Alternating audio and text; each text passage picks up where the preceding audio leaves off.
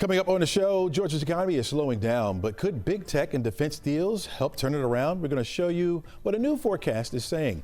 Also, tiny invaders are moving fast across Georgia's fields, and it could spell big trouble for one of Georgia's most vulnerable crops. And striking it rich sounds like a dream, but one wrong move could turn that dream into a nightmare. We're going to share what steps to take if the odds are in your favor for tonight's $1 billion Powerball drawing. Whew. This is The Take. Let's get it.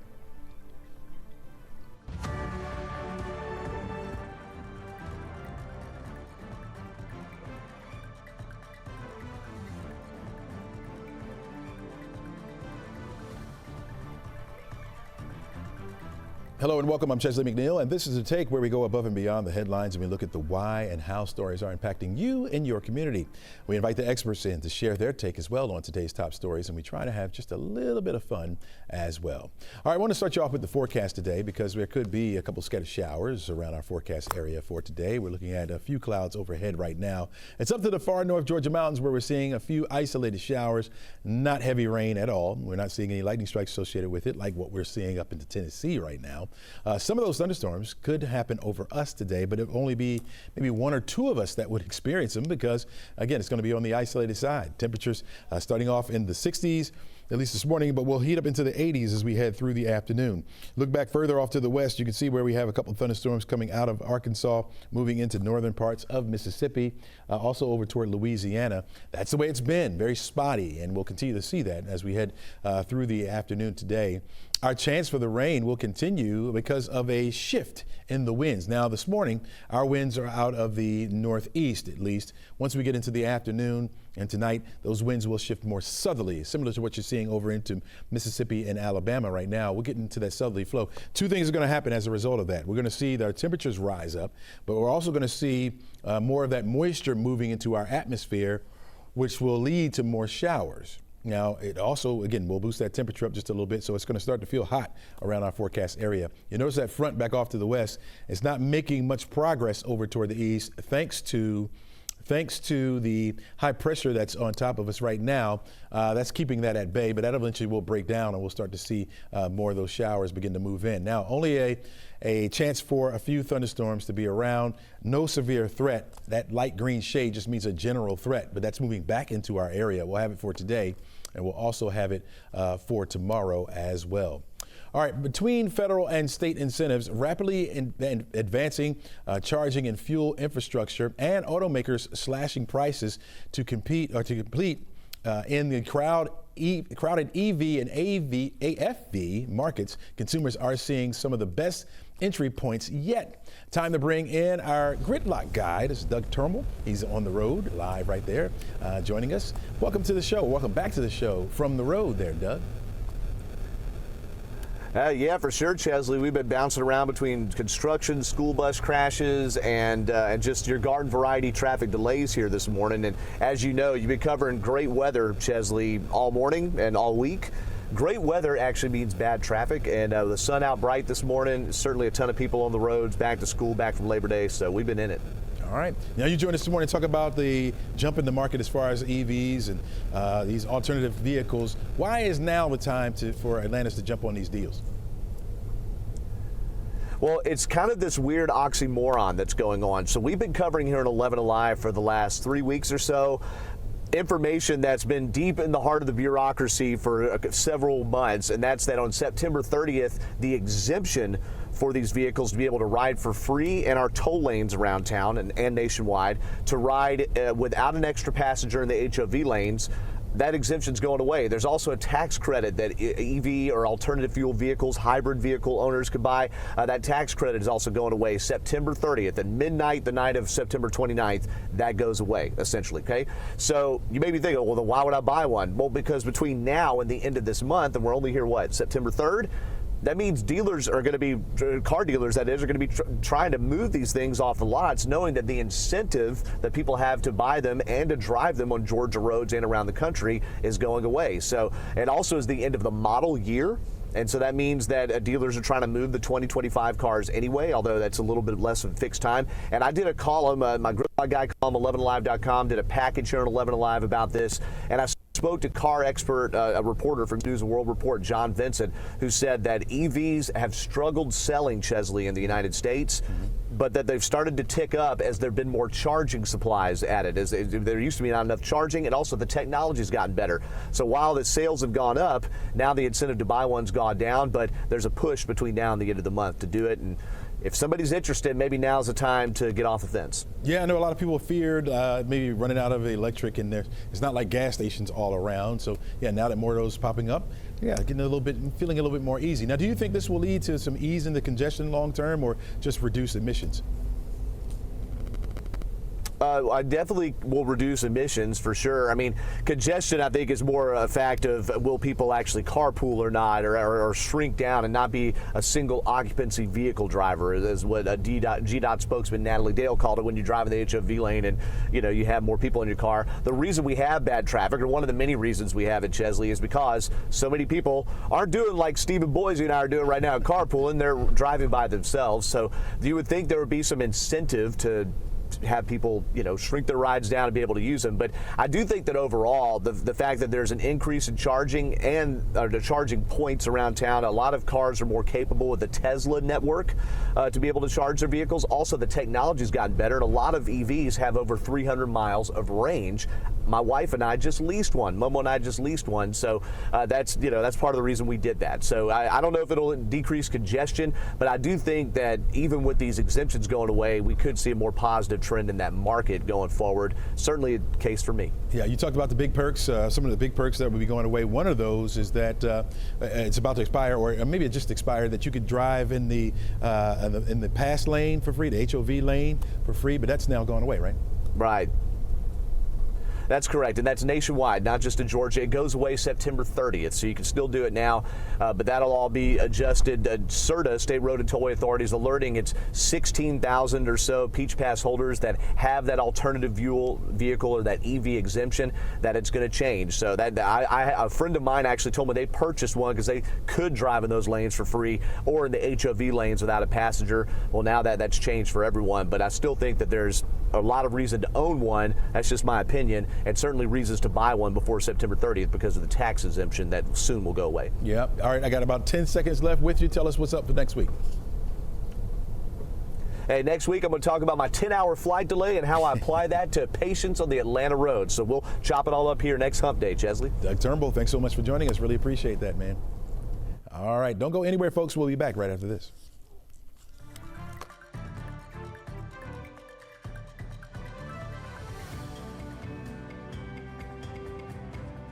Welcome back to the show. The battle over the transparency in the Jeffrey Epstein case is heating up. Last night, a House committee released more than 33,000 pages of Justice Department files, flight logs, detention footage, and court records. But critics say most of it was already public, and the push for full disclosure is still stuck in Congress. Joining us now is NBC Washington correspondent Alice Barr. And Alice, this has become a bipartisan call on the Justice Department to release all files, but the White House says there's nothing new here.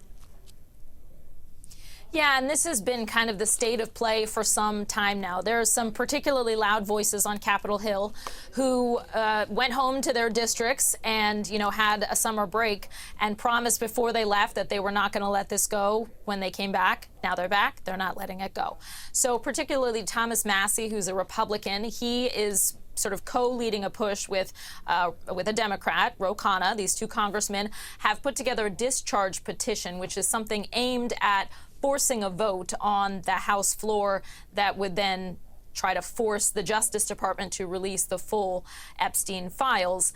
As you noted, the Department of Justice has said that there's nothing in those files that is new, and that it's not worth, releasing them all. But that has not satisfied a lot of people who want more information. We have heard from the House Speaker, Mike Johnson, Republican, that he doesn't think that discharge petition is necessary, that the Department of Justice and now the House Oversight Committee are working together to try to provide information. As you noted, more than 30,000 pages of the Epstein files have now been released. They were subpoenaed by that Oversight Committee from the Justice Department. But again, it's not new. So this has been kind of the same rallying call, give us new information, give us new information, and there's little drips of things that are not new information. And so far, the calls are not meeting are not being met by what they're looking for in terms of what is being released. Yeah, we're also hearing from some of the survivors as well as some of the family members of the women who say they were abused by Epstein. What do they have to share? This is really powerful stuff. A group of 9 survivors or relatives of women who say they were abused by Jeffrey Epstein sat down for an exclusive interview with NBC News' Hallie Jackson, and they just spoke about how much they feel like they have been sidelined throughout this political fight over the Epstein files. They're working to recenter their voices, these survivors who have bravely spoken out about what they went through when they were very young, some of them speaking about having encountered Epstein when they were 14 years old and going through sexual abuse, starting from that time. So it is important to remember what we're talking about, aside from the political fight, the very, very serious damage that occurred to a lot of children, young girls at the hands of Jeffrey Epstein and also Ghislaine Maxwell. And they had, a lot of words for both of them. She's the convicted co-conspirator, Ghislaine Maxwell. Jeffrey Epstein died by suicide in prison, so she's the one who has been sentenced, and they want to make sure that she does not get a pardon. They've said they want President Trump to rule that out. They've said they want to see more files released, and they've said they want the Department of Justice to reopen the case and finally bring accountability they feel like is still lacking. Yeah, you mentioned Maxwell. She was questioned behind closed doors from a top Justice Department official. Did she say anything that would change anything here? She really didn't, and that's something that the survivors are frustrated about too. They feel like she had an opportunity to try to clear her name. She denied any wrongdoing, denied any knowledge of the sex trafficking, but she didn't provide anything new. And afterwards, after those conversations with the top Justice Department official, she was moved to a lower security prison camp. And again, that's something that those survivors did not like. The White House has said President Trump is not actively considering a pardon for her, but he has not publicly ruled it out. Got Chesley. it. All right, Alice Barr, thanks so much for your insight. Take care. All right, this is The Take, folks. Don't go anywhere. We're right back right after this.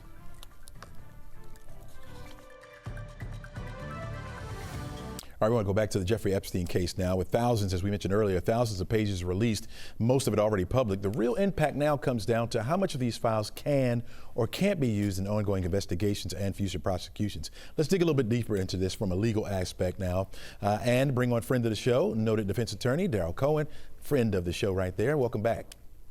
Good morning, my friend. How are you? How's the weather? Hey, the weather's doing fine, doing fine. Talk to me about this massive file dump that we have here. Actually, how much of it actually matters from a legal perspective and how much of it is just noise? I think from a legal perspective, unless a person or persons are implicated, then it doesn't matter. Jeffrey Epstein is a bad penny who will not go away. His whole aura was just sick, and it doesn't change. But from a legal perspective, unless there is a case against one or more people where the statute of limitations has not run, depending on what they might be charged with, then it's really much ado about nothing anymore. It was horrible. What happened to these poor victims could not have been any worse, in my view. But having said that, he's dead. Mm-hmm. And even from the grave, he continues to haunt the country. People want to know. It used to be a saying was inquiring minds want to know. Well, everybody wants to know, but just once it's over, it's done. Mm-hmm. And the speculation will continue. It doesn't matter what type of information that is provided. There'll always be those that say there's more. There'll always be more because they believe that there should be more. Yeah, we saw that these files that include flight logs, detention footage, some court records in there. What jumps out to you as the kind of evidence that could actually move the needle on this? It could move the needle if Joe or Sally or Beth, whoever they may be, are implicated directly as being part of the island, part of what took place on his private island. If that were the case, then yes, the needle would move. And maybe there would be a prosecution, maybe not, but either way, the public would know exactly what happened. I suspect most of what has happened has been published, but there'll always be doubters. That's just the way we live this day and time. Yeah, there still remains this connection with Donald Trump. How worried should the White House be at this stage in the case? I have two words. It depends. If there's nothing to hide, then you hide nothing. So if Donald Trump truly was not part of those parties, wasn't part of Epstein's escapades, then he has nothing to worry about. If in fact someone or someones will testify directly, or if there's video evidence or audio evidence, that's a whole different story. But at this point, nothing, and I repeat, nothing has come down to implicate the president. Yeah.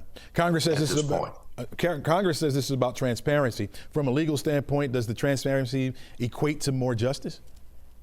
No, I don't think it equates to more or less justice, but it equates to knowledge, and knowledge is what it's all about, or lack of knowledge. I think a lot of the public says there's a lack of knowledge, but it doesn't matter how much information is dumped on the public. There's always going to be a person or persons who believe that there's more, or that it's hidden, or it's nefarious. So we keep digging, digging, digging. What's the next step in the legal process and what should we be watching for?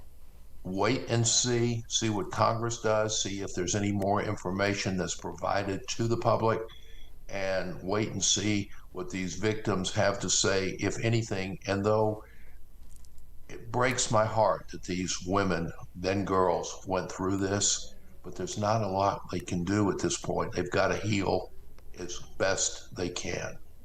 All right, friend of the show, Darrell Cohen, thanks so much for joining us. Thanks so much for your insight, my friend. Thank you, my friend. Have a great day. All right, take care. The Georgia economy has shown some signs of slowing down, but could there be a rebound? We'll discuss it coming up. Stay right there. Pretty big topic right here. New data from the Georgia State University's Economic Forecasting Center shows the Peach State added roughly 42,000 jobs last year, but that was down from 66,000 in 2023. And this year's expectation is just under about 34,000. But the same report also points to a rebound ahead, fueled by data centers, defense contracts, and aerospace growth. Time to go inside the numbers here. We got Rashiv Diwan. He's the director of the Georgia State Economic Forecasting Center. Welcome to the show, Rashiv. Thank you for having me, Chesley. Absolutely. You describe the economy as enduring some real hits. What stands out to you as the big driver for the slowdown right now?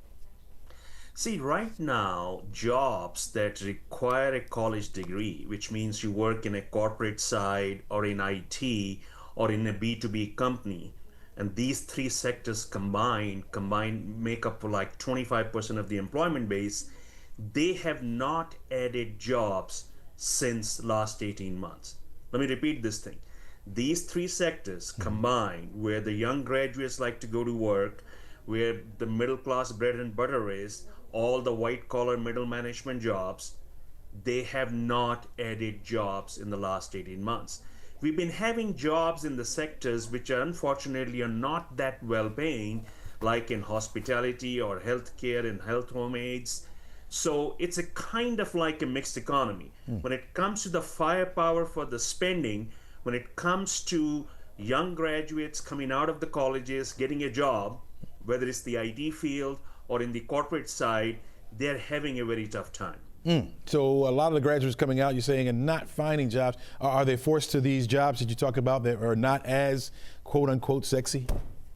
Yes, I mean, there was an article in New York Times where this person with a computer science degree was working at Chipotle. I mean, that's a very horrible issue, but it happens. But what I'm saying is that when you were coming, if you have graduated in the last 6 months or even the last 1 year, you are not getting too many bites for the kind of jobs that you want. Unlike 2 years ago, when people, before they could graduate, they had a job offer. So this is what the problem is. There are other parts of the economy that are doing well. I mean, if you're working in like in data centers, if you are like a provider for the HVAC services or construction services for the data centers, which are a booming thing right now, both in construction and other stuff, they seem to be outside of the periphery of the Atlanta metro area. I'm talking about 30 miles from downtown. Right. That's where the action is. So if you are graduating and you live in Smyrna Midtown, it's going to be hard for you to be getting to those kind of jobs. Plus they are construction type jobs. And number two is it's a very different setup. All this AI stuff, when we put our queries into the Chat GPT or any other program that you can name off, It's a big server running in a data center that is doing the calculations. That is a growth area. There's only one issue over here. In the old days, if you built an office building in the middle of the town, there was a construction multiplier while you were building it. And once you finish, there will be people working in the building, so this good times continue. Right. In case of the data centers, there is a lot of construction demand. You have to you have to pour the foundation, you have to build the building, you have to put in the cooling systems, Right. the HVAC, the electrical grid and everything.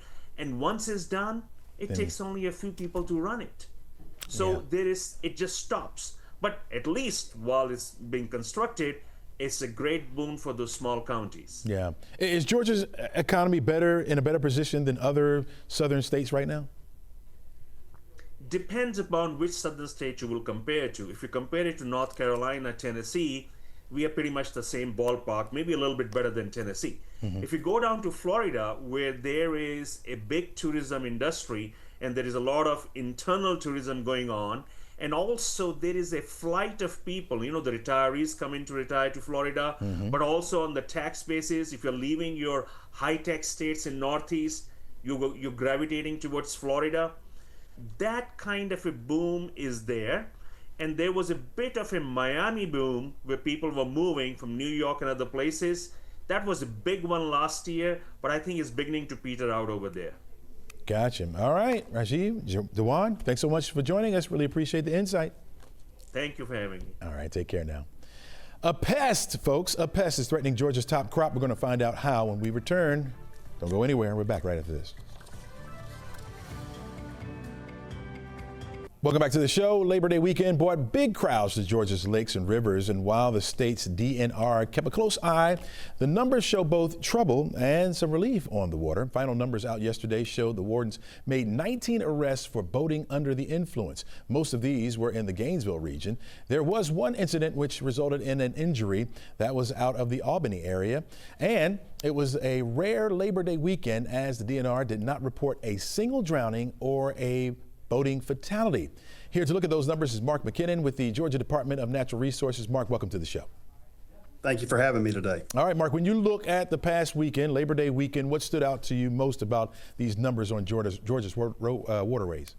Well, we are very grateful that we did not have any loss of life this Labor Day weekend. Last year on Labor Day weekend, we did have a drowning, and so this year is certainly an improvement over that.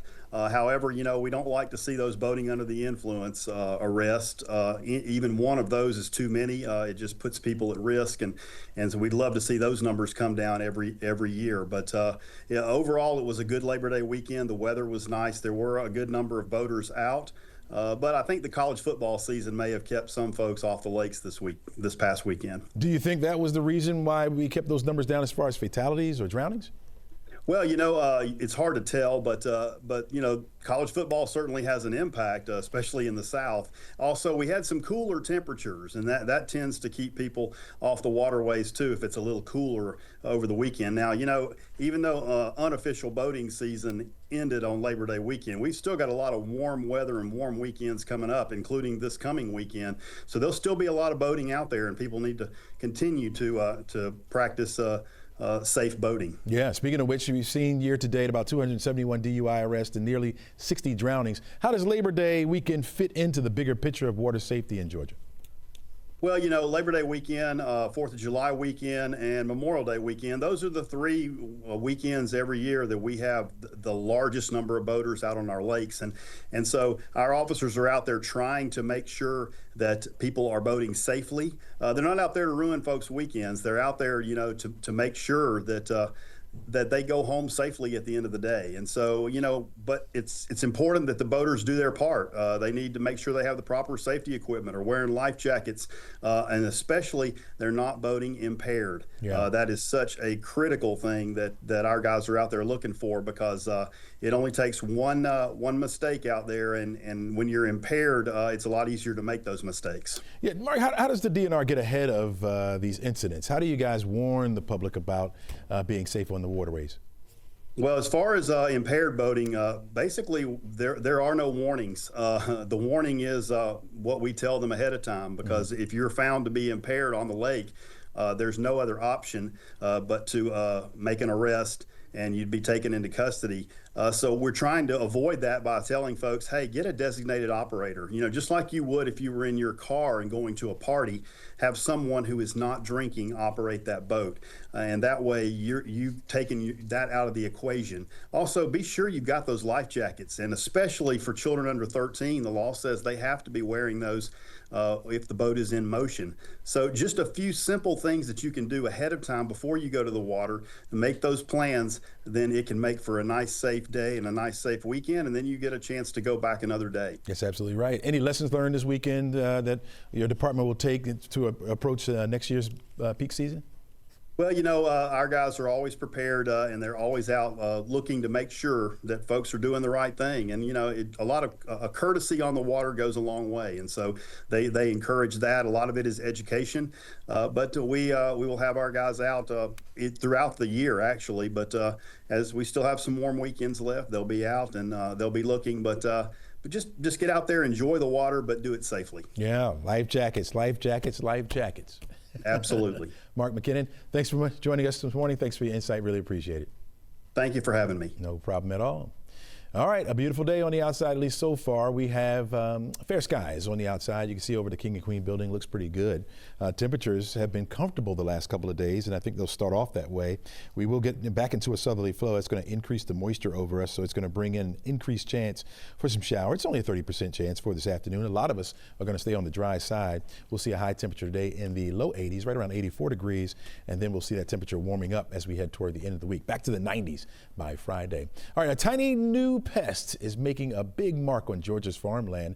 The invasive cotton jassid is spreading fast, threatening our state's top crop and raising fresh worries about farmers already facing some tough margins. Here to explain more about this problem is Georgia's Agricultural Commissioner, Tyler Harper. Tyler, welcome to the show. Good to be with you. Thank you for having us on. Hey, man, thanks for being here. How serious of a problem is this insect threatening our cotton industry right now? You know, when you think about where we are in agriculture and the tough times we've had over the last couple of years, you know, the last previous 2 years, we saw a net farm decline of over $40 billion, and we continue to see input cost rise and commodity prices continue to decrease. And so cotton producers in our state are already facing tight margins, if not negative margins on cotton production. And so when you have a new pest like the cotton jassid that is introduced into our state that increase those input costs, it already impacts farmers' ability to be successful, especially when it comes to our state's #1 row crop, which has a farm gate value of almost $1 billion here in the state of Georgia. So it is a significant threat to the livelihood of farm families across our state, and just another one of those issues that we've got to work to address to help our farm families find solutions to address the jassid on their farms, to ensure that they can continue to be successful and our cotton production can continue to be successful in our state as well. Tyler, do we know where the jassid came from, and how does it compare to other pests that threaten our industry? So the cotton jassid is actually native to India, and is, you know, from what we know and what we've looked at and learned, it first made its way to the Western Hemisphere in 2023. It was found in Florida last year, and it was just first spotted in the state of Georgia in June of this year in Seminole County, down in the southwestern part of the state. We now have it confirmed in 27 different counties in Georgia, cotton-growing counties, obviously.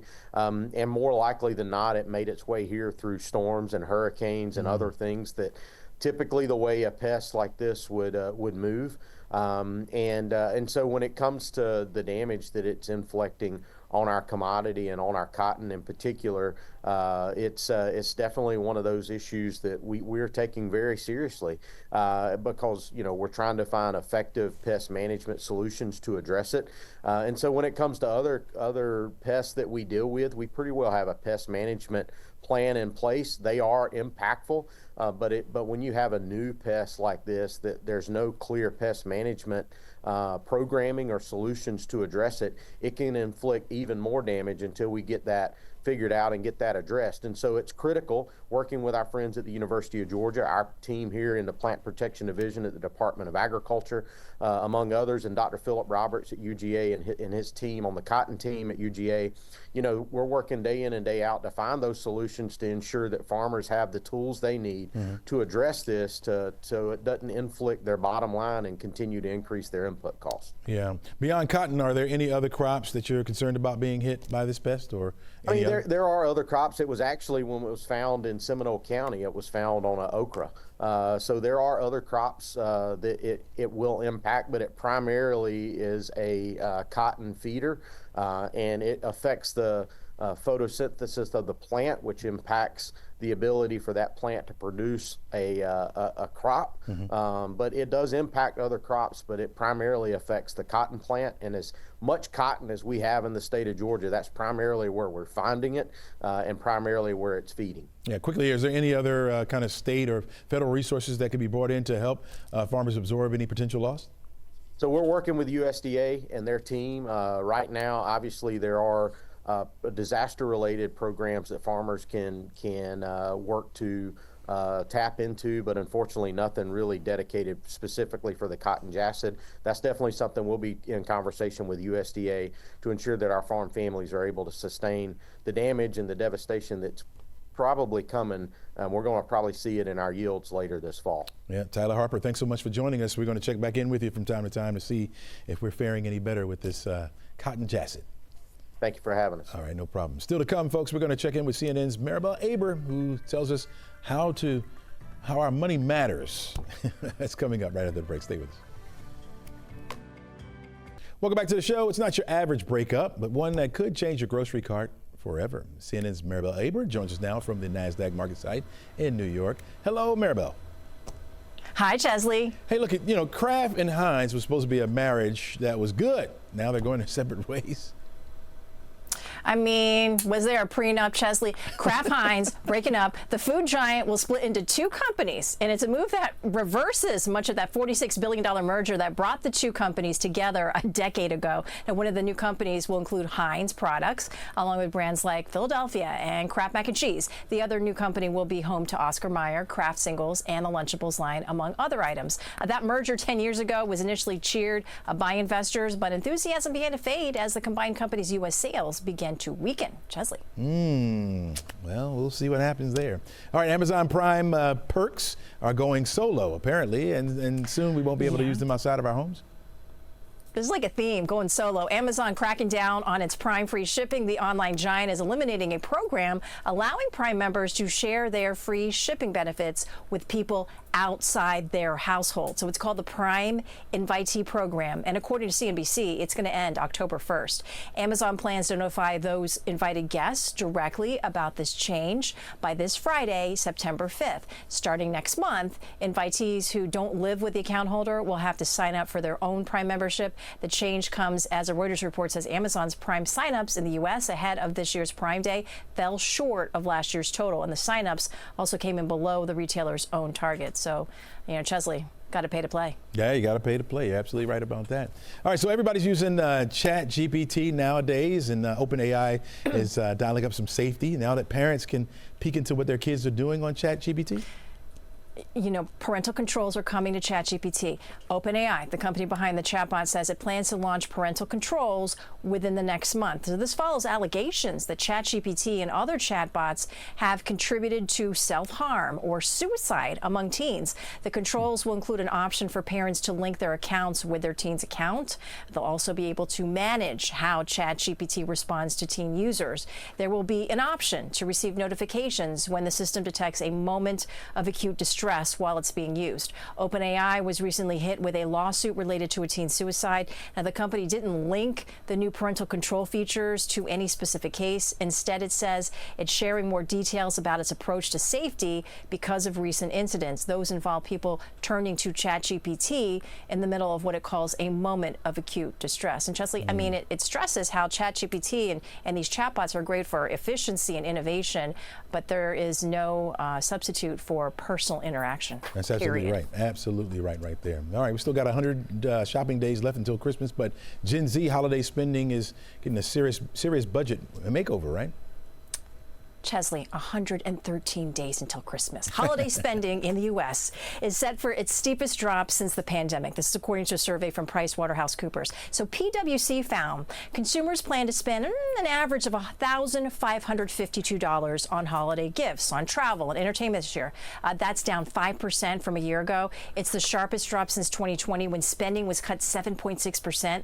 Gen Z shoppers plan the biggest cutbacks in spending. They say they'll spend 23% less than a year ago. PwC says entertainment and vacations are taking up more of Gen Z's wallet. That means they have less to spend.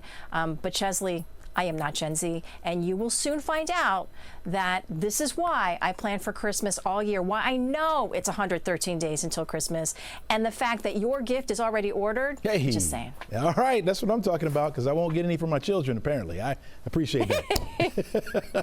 Thanks a lot, Mirabelle. We'll see you. All right, everybody's talking about tonight's Powerball drawing, and guess what? We're talking about it as well. Stay right there. It's a conversation you don't want to miss. Once again, it's the night to have those billion-dollar dreams. The Powerball jackpot is sitting at a whopping $1.3 billion. The jackpot has been growing since the end of May and has now gone 41 consecutive drawings without a grand prize winner. A reminder, the odds of winning the jackpot are roughly 1 in 292.2 million. That's a lot. But let's say by sheer luck, you're one of the ones that match all 6 numbers. What happens then next, right? Life-changing, right? Taxes, autonomy, all these smart moves and these costly mistakes come into play right here. So we're going to offer some of the best ways to handle your winnings. Let's bring in Scott Levine, CPA with In-Town Financial Services here in Atlanta. Welcome to the show. Good morning, Chesley. How are you? All right, let's talk money, man. What's the very first thing somebody should do after realizing they've won the jackpot? The very first thing I would say is take care of that ticket. You're going to want to put that in a really safe place and make sure you don't put that near any liquid or anything like that. Yeah. How do you decide between taking the big lump sum, which is what I would do, or you're taking those payments over time? Well, that will depend on your goals and your risk tolerance, because if you take the lump sum, you're going to be able to invest it and grow it as you like. But if you have a zero risk tolerance, you've got no friends, you've got no desire to talk about financial planners, and you're bored by all that, you can take the annuity and just, live comfortably forever. All right, what's some of the biggest mistakes that you've seen people make after suddenly coming into this large sum of money? I would say the first thing is they let everyone know they have that money because, $1 billion buys a lot of bacon, and you're going to have a lot of people coming out of the woodwork wanting a piece of that. So if you can keep it to yourself as long as you can, that'd be great. Buying things that don't really grow in value or just cost you more money, boats, supercars, things like that, I would stay away from those, at least, in the very beginning until you can set things up. How do what? You want you've dreamed about this? You want that big ticket item like right away, right? Is that the reason why most winners go broke? Yes, because they spend first, think later. And you can get something like that if you want, but you want to really set things up and plan ahead of time and then spend the money later. So that comes down to maybe hiring somebody to take care of your money financially. How should you go about doing that? Well, I would actually hire 3 sets of people. First off, you're going to want a lawyer. You're going to want representation. You may want to have trusts, estate, something like that, but you're going to want a good lawyer.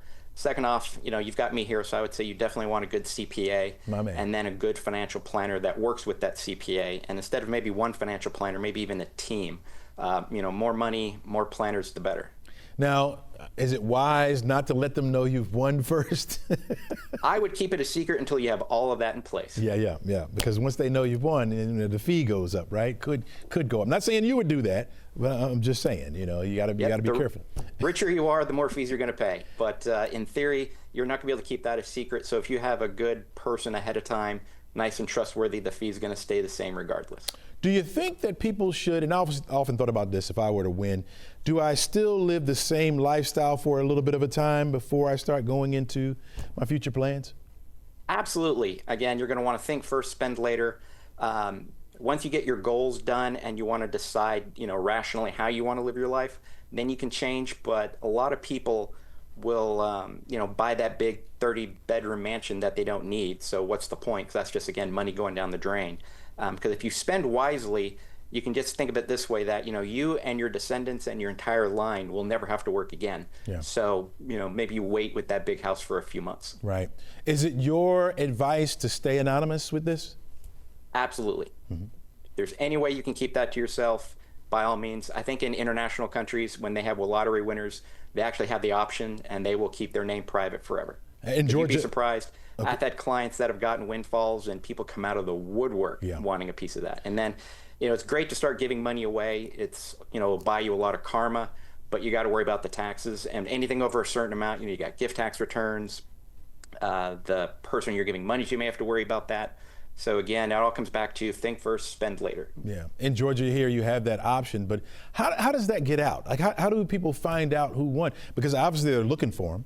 Once we announce a winner, people are going to start looking for you, right? Oh, absolutely. But, if you've got 5 Lamborghinis parked in front of your, relatively small house, that's a golden sign that something good has happened to you. That's a dead giveaway right there. Yeah. How do you protect yourself against people that, the scams, and then people that are looking for those handouts? That's, again, where you're going to want to have a good team. Like if you have a lawyer, they're going to be able to research pretty much anyone who calls you. If you have an investment team, they're going to be able to vet any, supposed investment that comes your way. CPAs, again, are great resources. Those 3 people have seen a lot of things in the world. So, we've got good radars. Scott, I'm not going to ask you whether or not you're buying a ticket. I'm going to ask you, how many are you buying? Quite a few. And normally I like to buy lottery tickets for my friends, for small little gifts, but can't take that chance now. And I'm sure your team is already in place, my friend. Hey, look, remember me, man. Remember me when you hit it big, all right? Scott, good luck to you. Thanks so much for joining us. Really appreciate it. Bye-bye. All right, when we return, we're going to have another look at your forecast, plus my final take on the lottery. Stay tuned for that. Coming up right after this. All right, let's take a look at our forecast for today. And we talked about the chance for rain coming our way today, tomorrow. It's only a small threat, 30% chance or less for that rain to be around, folks.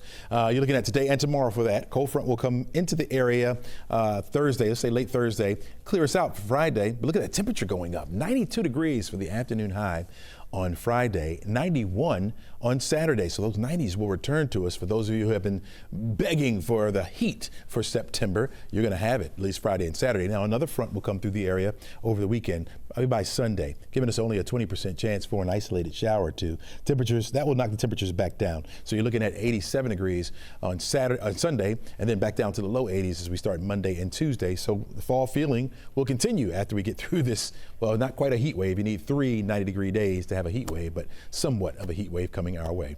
All right, before we go, time to start talking about this lottery again, right? Everybody's talking about it. One of the biggest payouts in U.S. history for tonight's Powerball lottery. The question is it worth $2? Truth is, no. It's not. Your chances of winning is almost 1 in 300 million. Impossible odds. And I know what you're thinking. Well, if I buy more tickets, my odds get better. Well, the truth is your odds are about the same. Say you spend $50 and you get 25 tickets. Now your odds are 25 out of almost 300 million. Are you any closer? Not really.